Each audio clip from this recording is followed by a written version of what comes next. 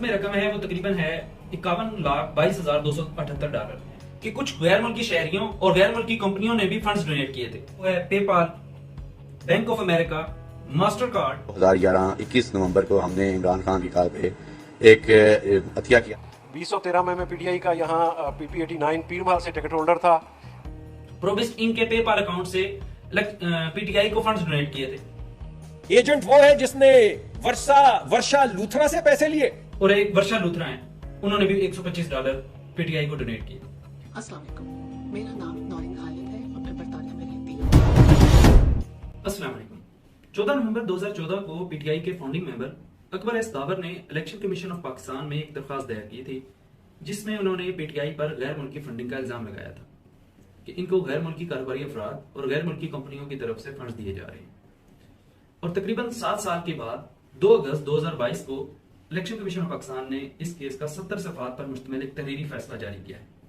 मुतफिका फैसला ये है कि पाकिस्तान तहरीक इंसाफ ने ममनुआ फंड्स दिए हैं। अब यहाँ पर मैं एक चीज आपको क्लियर करता जाऊं कि ममनुआ फंडिंग और फॉरेन फंडिंग में बहुत फर्क है। फॉरेन फंडिंग वो है जो कि गैर मुल्की कंपनियां या गैर मुल्की एजेंसीज पीटीआई को या किसी और पाकिस्तान की जमात को पैसे दें और वो पैसे इसलिए दिए जाएं कि पाकिस्तान में अफरा तफरी फैलाई जाए और पाकिस्तान को डिस्टेबलाइज करने के लिए इस्तेमाल हो। वो है फॉरेन फंडिंग। जबकि ममनुआ फंड्स वो हैं कि जिनके इकट्ठे करने का तरीकाकार ठीक ना हो या वो ऐसी जगह से इकट्ठे किए गए हों जहां पर फंड्स इकट्ठा करना या फंड रेजिंग करना वो बगैर इजाजत किया गया। और इसके अलावा बहुत सी इसमें बेजाब्तगियां हों, जैसे बहुत से जो पाकिस्तानी जो 20 साल पहले पाकिस्तान के शहरी थे और अब वो अमेरिकन शहरी बन चुके हैं या किसी और मुल्क की उन्होंने शहरियत ले ली है और अब वो पाकिस्तानी शहरियत को छोड़ चुके हैं, तो अगर वो भी अब फंड डोनेट करेंगे तो वो भी ममनुआ फंडिंग में आएंगे। अगर तो किसी भी पार्टी पर फॉरेन फंडिंग साबित हो जाए कि मतलब किसी दूसरे मुल्क ने पाकिस्तान में अफरा तफरी इंतशार के लिए अगर फंड्स दिए गए हों तो हुकूमत जो है वो एक रेफरेंस दायर करेगी सुप्रीम कोर्ट में, और अगर वो साबित हो जाएगी तो वो पार्टी डिसॉल्व हो जाएगी। ममनुआ फंडिंग में अब जो सबसे मिनिमम जो तरीकाकार यही होता है जो कि इलेक्शन कमीशन ऑफ पाकिस्तान ने जैसे कि तहरीक इंसाफ को एक शोकाज नोटिस जारी किया है, जिसमें उन्होंने इनसे जवाब मांगा है कि आप बताएं कि क्यों आपके जो फंड्स जो आपके अकाउंट्स में हैं उनको क्यों ना जब्त किया जाए, और इसकी वजाहत मांगी है। इलेक्शन कमीशन ऑफ पाकिस्तान ने अपने फैसले में लिखा है कि पाकिस्तान तहरीक इंसाफ को ममनुआ फंड्स मिले हैं। अब इन ममनुआ फंड्स और इनकी तफसीलात के बारे में मैं आपको अब बताता हूं। अब जैसे कि उन्होंने कहा है कि पीटीआई ने 34 इनफरादी और तकरीबन 351 गैर मुल्की कारोबारी अदारों बशमूल कंपनियों से फंडिंग ली है। इन सब अफराद की और इन सब कंपनियों की तफसीलात मैं आपको बाद में बताता हूँ। इसके अलावा फैसले में लिखा है कि स्टेट बैंक के डाटा के मुताबिक 13 अकाउंट ऐसे हैं कि जो के पीटीआई के साथ वाबस्ता हैं, लेकिन पीटीआई ने उनको अपने जो इन्होंने फॉर्म 1 जमा करवाया था या जो बाकी तफसीलात इलेक्शन कमीशन ऑफ पाकिस्तान को दी थी उसमें पीटीआई ने उन 13 अकाउंट से लाताल्लुकी का इजहार किया था। अब अकाउंट छुपाना आइन की खिलाफ वर्जी है। इन 13 नामालूम अकाउंट के बारे में इलेक्शन कमीशन ऑफ पाकिस्तान ने अपनी जो रिपोर्ट दी है उसमें उन्होंने इन अकाउंट्स को अननाउन या नॉन पर्टेन टू पीटीआई लिखा है। मतलब कि जब पीटीआई को इन 13 अकाउंट्स के बारे में पूछा गया तो पीटीआई ने इनका जवाब इस तरह दिया कि इनमें से 11 अकाउंट ऐसे हैं जो कि अननाउन है और 2 अकाउंट ऐसे हैं जो कि नॉट पर्टेन टू पीटीआई। इसके अलावा पाकिस्तान तहरीक इंसाफ ने 8 अकाउंट हैं जो कि डिक्लेयर किए थे कि ये हम मतलब पार्टी जो है इन 8 अकाउंट्स को ऑपरेट करती है।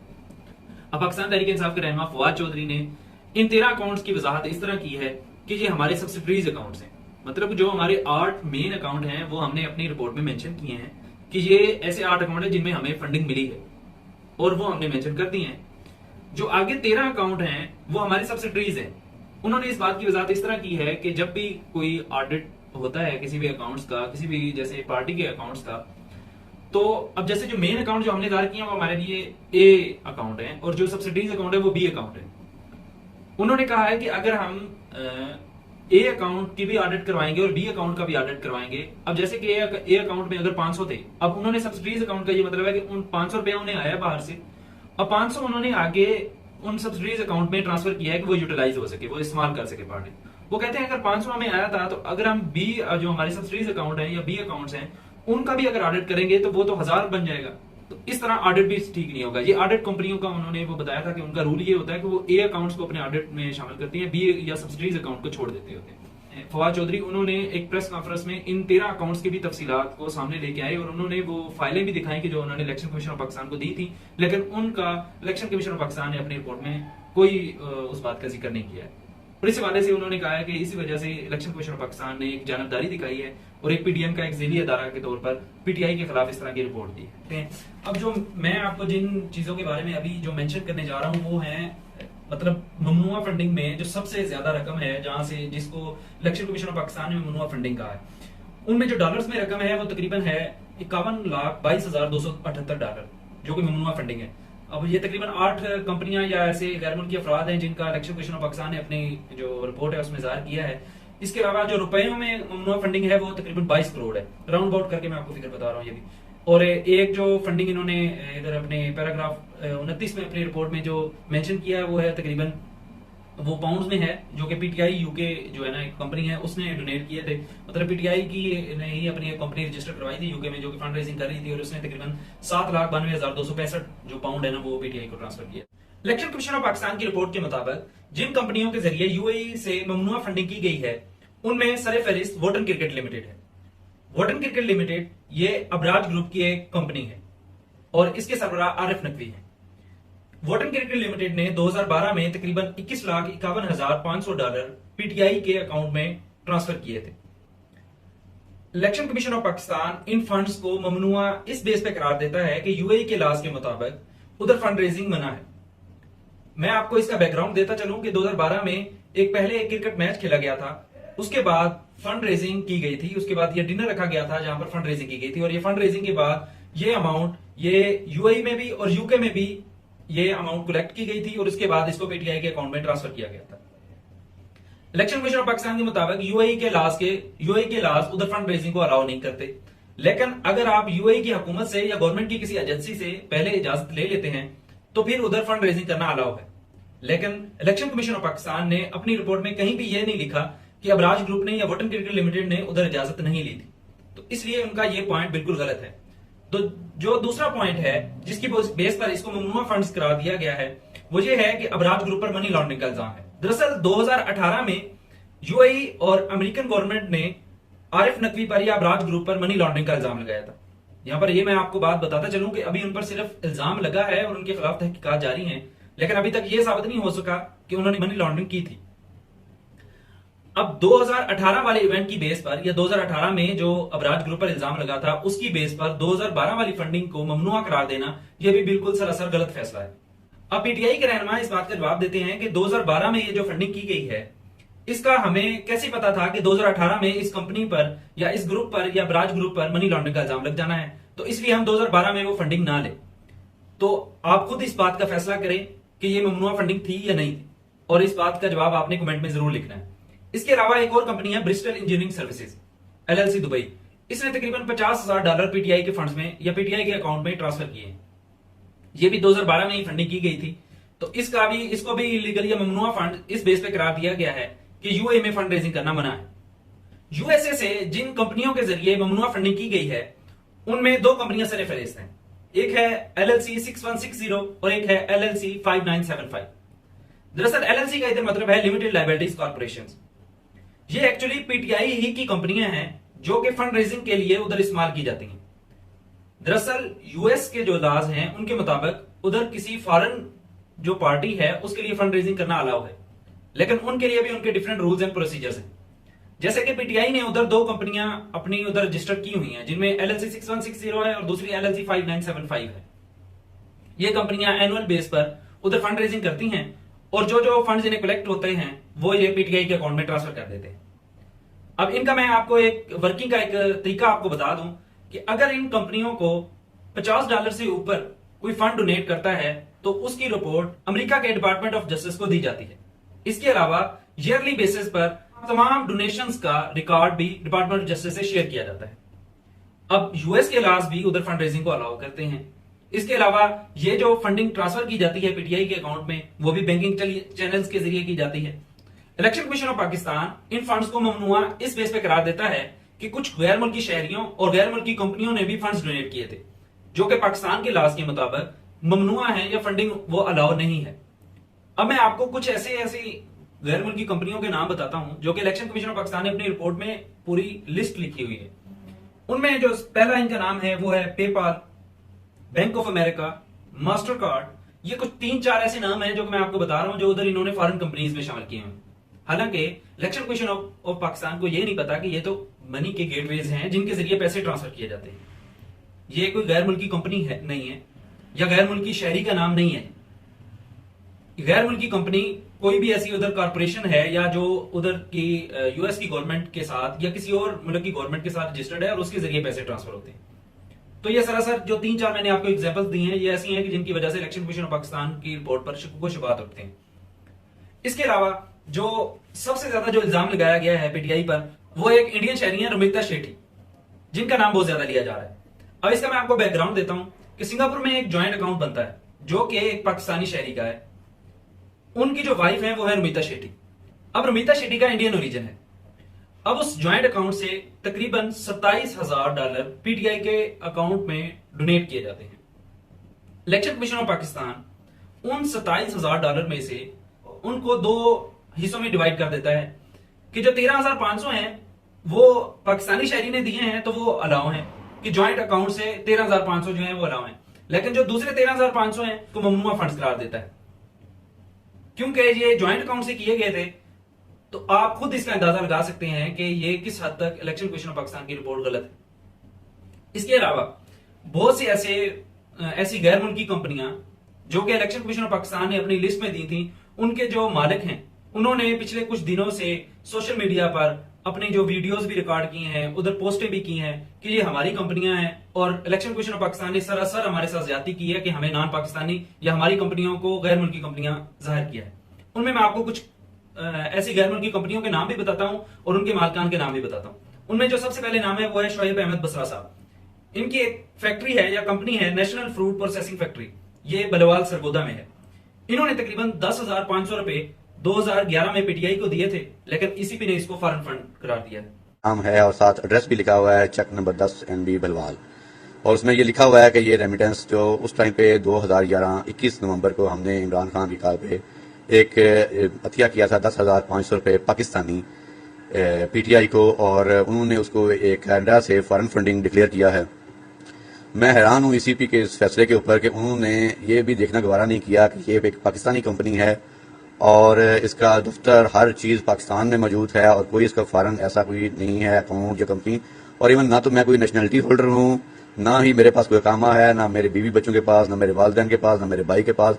हम प्योरली पाकिस्तान से हैं और हमने यहाँ से हबीब बैंक ऑफ पाकिस्तान से पेमेंट ट्रांसफर की थी और हबीब बैंक अकाउंट में भेजी थी। लेकिन मुझे नहीं समझ आई कि ये ईसीपी ने क्या किया है, और मैं तो हैरान हूँ ईसीपी के इस फैसले से। और मैं रिक्वेस्ट ही कर सकता हूँ चीफ इलेक्शन कमिश्नर साहब से, क्योंकि खुदारा आप इस इम्पोर्टेड हुकूमत के अलाकार मत बने और ऐसे फैसले ना करें जिससे अदारों की तबाही हो, और इसके ऊपर इसको रिव्यू करें कि ऐसा कोई ऐसा मामला नहीं है। मेरी कंपनी बिल्कुल पाकिस्तानी। एक और शहरी है मिस्टर मुराद अंसारी, ये भी एक मुहब्बे वतन पाकिस्तानी है। इन्होंने भी एक अपना वीडियो बयान जारी किया है जो कि मैं आपको अभी सुनवाता हूँ। मेरा नाम मुराद अंसारी है और मेरा नाम इलेक्शन कमीशन ऑफ पाकिस्तान की लिस्ट में आया है एज ए नॉन सिटीजन जिसने पीटीआई इलेक्शन कैंपेन को फंड्स भेजे हैं। तो मैं जस्ट क्लैरिफाई करना चाह रहा था कि मैं पाकिस्तानी नेशनल हूँ और मेरे पर डुअल नेशनलिटी है, पाकिस्तान की और कनाडा की। Thank you. इसके अलावा एक और पाकिस्तानी शहरी हैं विनिश अफरीदी। इन्होंने ईसीपी को एक मेल भी की है जिसमें इन्होंने अपना सारा डाटा शेयर भी किया है कि पिछले 20 साल से यूके में मुकीम हूं और पीटीआई को कंटिन्यूअसली फंड्स डोनेट कर रही हूं, मैं नॉन पाकिस्तानी नहीं हूं। यहां पर मैं आपको ये बात बताता चलूं कि ईसीपी ने अपनी रिपोर्ट में इनको नॉन पाकिस्तानी लिखा हुआ है। विनिश अफरीदी ने ना सिर्फ इलेक्शन कमीशन ऑफ पाकिस्तान को ईमेल की है, इसके अलावा इन्होंने एक वीडियो बयान भी जारी किया है। अस्सलाम वालेकुम। आज प्रोहिबिटेड फंडिंग केस का फैसला आया है, तो मैंने सोशल मीडिया पे एक लिस्ट देखी जिसमें फॉरेन नेशनल डोनर्स की लिस्ट में मेरा नाम भी उन्होंने शामिल किया हुआ है, जिसमें मुझे बड़ी हैरत हुई। और मेरे नाम के आगे उन्होंने लिखा हुआ है नॉट पाकिस्तानी। मैं इलेक्शन कमीशन और सारी पाकिस्तान को ये बताना चाहती हूँ कि अल्हम्दुलिल्लाह मैं पाकिस्तानी हूँ, पाकिस्तान में पैदा हुई हूँ, 20-22 साल से यूके में मुकीम हूँ, पीटीआई की सपोर्टर 1996 से हूँ। ये पैसे मैंने जस्ट बिफोर 2013 के इलेक्शन से एक हफ्ता पहले पीटीआई के ऑनलाइन ऑफिशियल अकाउंट में ये पैसे मैंने अपनी हक हलाल की कमाई और टैक्स दिए हुई कमाई से ये पैसे मैंने पीटीआई को दिए थे, पीटीआई इमरान खान को भेजे थे। ये कोई फॉरेन फंडिंग नहीं थी, प्रोहिबिटेड फंडिंग नहीं थी। एक और company healing hands of Virginia, इसको भी गैर मुल्की कंपनी जाहिर किया गया है जिसके मालिक हैं मिस्टर जवाद और मिस्टर वकास भट्टी, ये भी पाकिस्तानी है। एक और कंपनी जिसको गैर मुल्की जाहिर किया गया है वो है फोकस ऑटो, जिसके जो मालिक हैं वो मोहम्मद सुल्तान और अंसर मुश्तबा हैं, जिन्होंने तकरीबन $50 फंड्स डोनेट किए थे। एक और कंपनी का नाम मैं आपको बताता हूं जिनको गैर मुल्की इज़ार किया है, वो नेक्स्ट जी मोबिलिटी। जमान महमूद इसके मालिक हैं और इन्होंने तकरीबन $150 डोनेट किए थे। होटल इंक, ये आमिर वहीद की कंपनी है जो कि पाकिस्तानी है, और इन्होंने भी तकरीबन $50 से $100 फंड्स डोनेट किए हुए हैं। यहां पर एक बात और मैं आपको बताता हूं, पीटीआई के फैसलाबाद के उम्मीदवार, PP89 पीर महल के उम्मीदवार मियां अख्तर जावेद, उनकी एक कंपनी है जैन कॉटन प्राइवेट लिमिटेड। वो तकरीबन कंपनी 1992 से रजिस्टर्ड है और उन्होंने उस कंपनी के अकाउंट से $10,000 पीटीआई के अकाउंट में ट्रांसफर किए थे या डोनेट किए थे। जी, मियां अख्तर जावेद मेरा नाम है। 2013 में मैं पीटीआई का यहाँ PP89 पीर महल से टिकट होल्डर था। मेरी company Jain cotton private limited 1992 में रजिस्टर्ड हुई थी फैसलाबाद में, जिसकी रजिस्ट्रेशन और डॉक्यूमेंट सारे मैंने दिखाए हैं दोस्तों को। और हम सारी फैमिली का बिजनेस है, इसमें कोई फान शहरी नहीं है। मैं हूँ, भाई है, वालदा हैं जो इसकी डायरेक्टर है, और मैंने पार्टी को $10,000 चंदा दिया था, जो कि इन्होंने, मैं अभी मेरे दोस्त ने बताया कि आपका नाम फंड फंडिंग में आ गया है। मेरा ख्याल है इसी तरह सारे जो भी पाकिस्तानी बाहर बैठे हैं जिनके अजीज, उनको इन्होंने फंड फंडिंग ज़ाहिर कर दिया है। हालांकि ये पाकिस्तानी है, मैं पाकिस्तानी हूँ, आज भी मेरी फैक्ट्री यहाँ पे पीरमहल में चल रही है। एक और कंपनी है प्रोबिस्ट इंक, जिनके जो कि आसिफ खान की है, और उन्होंने तकरीबन $100 प्रोबिस्ट इंक के पेपाल अकाउंट से पीटीआई को फंड्स डोनेट किए थे।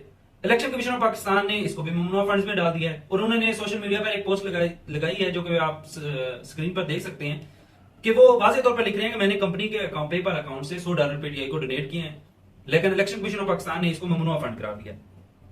मुस्लिम लीग नून के रहनुमा मुसद्दिक मलिक ने एक प्रेस कॉन्फ्रेंस में बहुत से फॉरेन नेशनल्स का नाम लिया कि इन्होंने भी पीटीआई को फंड्स डोनेट किए हैं।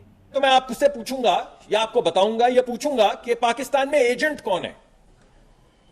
एजेंट वो है जिसने वर्षा लूथरा से पैसे लिए। एजेंट वो है जिसने रुमीता शेठी से पैसे लिए।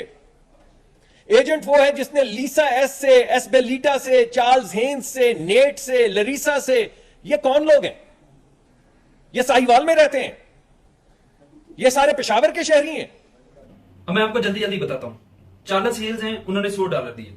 मैट रिजवी हैं, उन्होंने भी $100 दिए। लरीसा परफेंडेटिवा हैं, उन्होंने भी $100 दिए। चरणजीत सिंह साहब हैं, उन्होंने $50 दिए। ईसा बलीटा हैं, उन्होंने $250 दिए। और लीजा सी हैं, ये उन्होंने कुछ थोड़े ज्यादा डोनेट किए हैं, तकरीबन $1250। और एक वर्षा लूथरा हैं, उन्होंने भी $125 पीटीआई को डोनेट किए। इसके अलावा और भी बहुत से पाकिस्तानी शहरी हैं जिन्होंने अपने वीडियो बयान जारी किए हैं कि हमने खुद पीटीआई को ये फंड ट्रांसफर किए थे और हमें ईसीपी ने उनको नॉन पाकिस्तानी डिक्लेयर किया है, जो कि सरासर हमारे साथ ज्यादती की। अब आप उन पाकिस्तानियों के बयान भी सुनिए और फिर आप खुद जज कीजिए कि कैसे इलेक्शन कमीशन ऑफ पाकिस्तान ने पीटीआई को टारगेट भी किया है और इसके अलावा उन पाकिस्तानियों की तस्लील की है। अस्सलाम वालेकुम, मेरा नाम नौरीन खालिद है और मैं बरतानिया में रहती हूँ। मेरे पास पाकिस्तान और बरतानिया दोनों ममालिक की शहरियत है, जिसका हक मुझे दोनों ममालिक के कवानीन ने दिया है। मैं अपनी हक हलाल की कमाई से कानूनी जरा इस्तेमाल करते हुए पीटीआई को डोनेशंस भेजी। अस्सलाम वालेकुम, मेरा नाम मेहर शली है और मैं एक ओवरसीज़ पाकिस्तानी हूँ जो कि कनाडा में मुकीम हूँ। पिछले 15 साल से मैं एक ओवरसीज़ पाकिस्तानी ही हूँ। मेरा message election commissioner of Pakistan Sikandar Raja के लिए है, जिसने कल एक बहुत ही घटिया रूलिंग दी कि पीटीआई और इमरान खान को फंडिंग फॉरेन एजेंट्स के थ्रू आती है। तो मैं उनको बता देना चाहती हूँ कि ये मेरा पाकिस्तानी पासपोर्ट है और ये मेरा नाकॉप है। ये दोनों चीज़ें सिर्फ पाकिस्तानियों को ही अलाउड होती है। मेरे घर में जगह जगह पाकिस्तान के झंडे लगे हैं। सुबह होती है पाकिस्तान की फिक्र में और रात होती है पाकिस्तान के लिए दुआएं करते हुए। Assalamu alaikum, मेरा नाम है Adil, I belong in London, I've lived here all my life, I'm an overseas Pakistani, I am a dual national, holder of both Pakistani ID card and a British passport। मेरा ये ECP को एक message है जो इन्होंने अभी 2 दिन पहले एक बहुत बड़ा इल्जाम लगाया हम सब पे कि हम जी फॉरेन एजेंट्स हैं। हम कौन से फॉरेन एजेंट्स हैं? हमारा मुल्क पाकिस्तान है, हमारी पहचान पाकिस्तान है, किधर से आपने बता दिया कि हम फॉरेन एजेंट्स हैं? अस्सलाम वालेकुम, मेरा नाम फसाना मुख्तार है और मैं बरतानिया में रिहाइश पजीर हूँ। ECP और राजा सिकंदर ने आज फॉरेन फंडिंग के हवाले से एक रूलिंग दी कि पीटीआई को जो फंड कर रहे हैं वो फॉरेन एजेंट्स हैं और वो नॉन पाकिस्तानी हैं। मैं आप लोगों को ये बता देना चाहती हूँ कि ये बात नहायत ही अखलाक से गिरी हुई और कानून के खिलाफ है। हम अपनी मेहनत की कमाई, हक हलाल की कमाई कानून। मेरा नाम साइमा है और मैं एक ओवरसीज पाकिस्तानी हूँ जो कि कनाडा में रहती हूँ। ये मेरा पाकिस्तानी पासपोर्ट है और ये मेरा नाकॉप है जो कि सिर्फ पाकिस्तानियों को ही दिया जाता है। मेरा message election commissioner of Pakistan mister Raja के लिए है। पहले हमें पीडीएम की तरफ से ऑटो वोट कहा गया, फिर हमसे हमारा वोटिंग का हक छीन लिया गया और a foreign agent, what's next? आप हमारे पैशन, ट्रस्ट, लव को। इन तमाम बयानात को सुनने के बाद आप अपने ख्यालात का इजहार कमेंट्स में कीजिए और बताइए कि क्या ये इलेक्शन कमीशन ऑफ पाकिस्तान की रिपोर्ट ठीक है या गलत है। क्या उन पाकिस्तानियों की या जो ओवरसीज पाकिस्तानी हैं उनकी तजलील नहीं की गई कि उनको रिपोर्ट में नॉन पाकिस्तानी डिक्लेयर किया गया है या उनकी कंपनियों को गैर मुल्की कंपनियां बताया गया है। आपका देखने का शुक्रिया। खुदा हाफिज।